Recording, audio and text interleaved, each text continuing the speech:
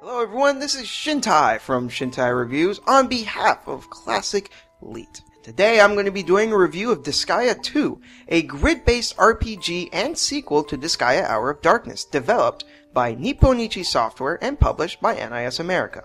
This is specifically a review of the PS2 version. Graphically, Disgaea 2 is by no means a powerhouse.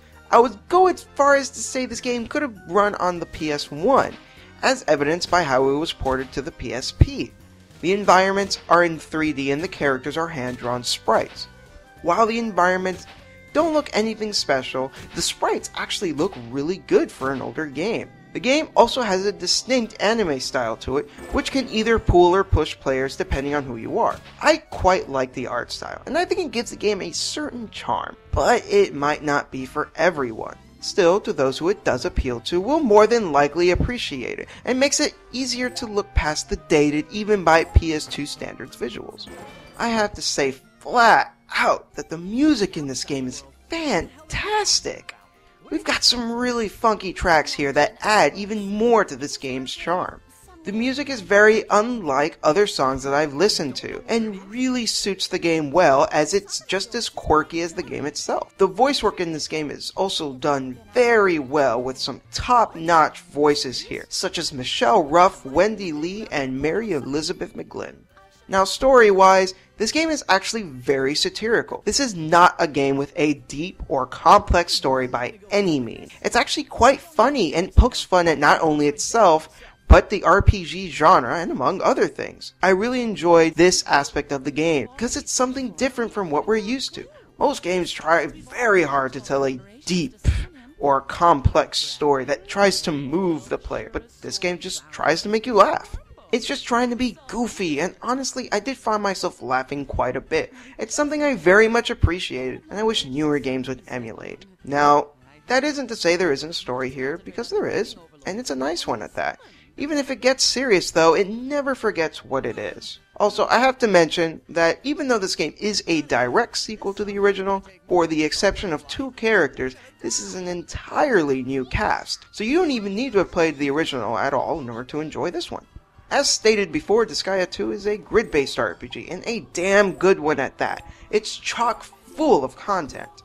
There is literally hundreds of hours worth of content here if you really want to delve into it. Now, if you don't want to put in that many hours into the game, which is understandable, there is still a sizable and satisfying main campaign to sink your teeth into, which will probably clock you in about 40 to 50 hours. However, I have to warn you that this game contains copious amounts of grinding. Now, for the main campaign, it isn't too bad.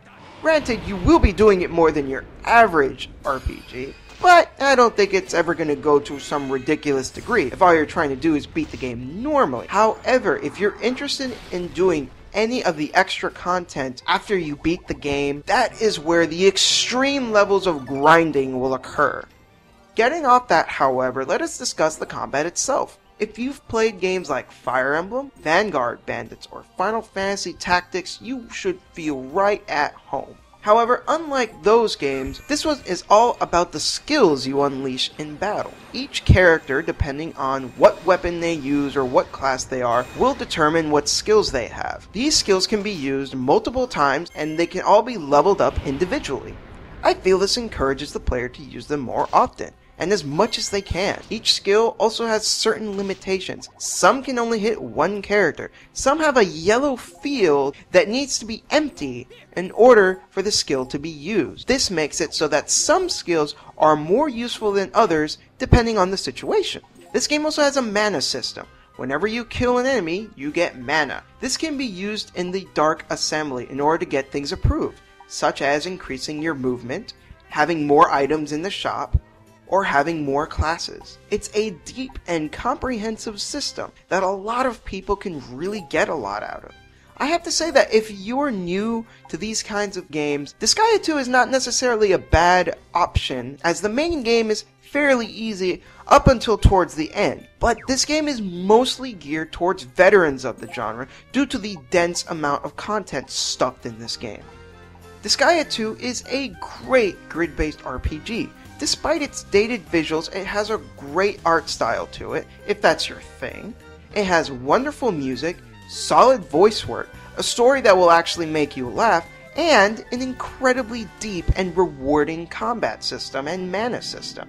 The version of the game I'm playing is the one available on the PlayStation Network for $10. It was emulated almost perfectly and plays almost as if it was part of an HD collection. If you were to get this game, I would certainly recommend this version, since an original copy can be quite pricey, particularly if you're shooting for the PSP version. Regardless of how you get it, however, this is a great game, particularly for veterans of the genre, but not bad for newcomers.